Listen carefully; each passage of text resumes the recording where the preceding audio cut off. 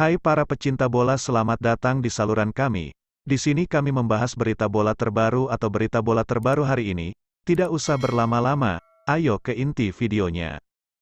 Calon pemain naturalisasi Timnas Indonesia Kelvin Verdong secara tidak terduga nongol dalam latihan Timnas Indonesia pada tanggal 31 Mei, padahal bek kiri NEC Nijmegen ini tidak dipanggil untuk putaran kedua kualifikasi Piala Dunia 2026 zona Asia. Namun perlu kita tahu saat ini proses naturalisasi Kelvin Verdong menjadi WNI sedang berjalan, sebagaimana pekan depan, naturalisasi Kelvin Verdong kabarnya akan dibahas oleh Dewan Perwakilan Rakyat, DPR. Namun selain itu proses naturalisasi itu, Kelvin Verdong saat ini mengungkapkan sebuah hal menarik, yakni tentang masa depan, dan saat ini dia sudah mengambil keputusan terkait masa depannya. Begini kata Kelvin Verdong soal masa depannya, "Saya tahu jika saya masih memiliki 1 tahun lagi dalam kontrak saya.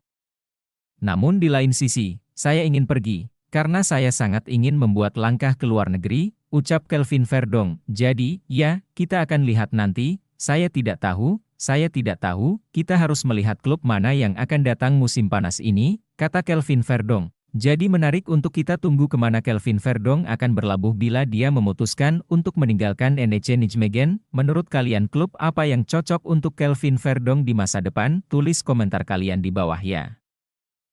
Tidak pernah menang dari Irak dalam beberapa pertandingan terakhir, pelatih Shin Tae-yong membuat sebuah pernyataan mengejutkan dan membongkar alasan kenapa Timnas Indonesia tidak bisa menang dari Irak.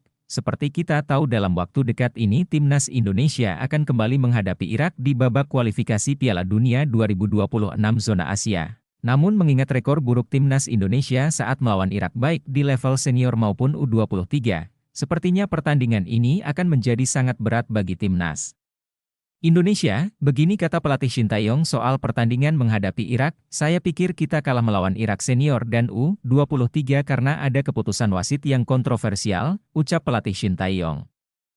"Tapi kali ini, seandainya wasit memimpin dengan adil, saya yakin kita bisa meraih kemenangan," kata pelatih Timnas Indonesia tersebut. Namun pernyataan Shin Tae-yong ini terdengar sedikit konyol, karena seakan-akan keputusan wasit membuat mereka selalu kalah dari Irak. Terlepas dari keputusan wasit yang tidak adil, saya pikir pelatih Shin Tae-yong lebih baik berpikir untuk improve performa Timnas Indonesia, supaya dapat mengalahkan Irak di pertandingan nanti, karena ini akan menjadi laga yang sangat penting untuk Timnas Indonesia bila ingin melaju ke babak putaran ketiga kualifikasi Piala Dunia 2026, apalagi setelah pertandingan ini Timnas Indonesia juga akan ada laga yang terbilang cukup sulit yakni menghadapi Filipina.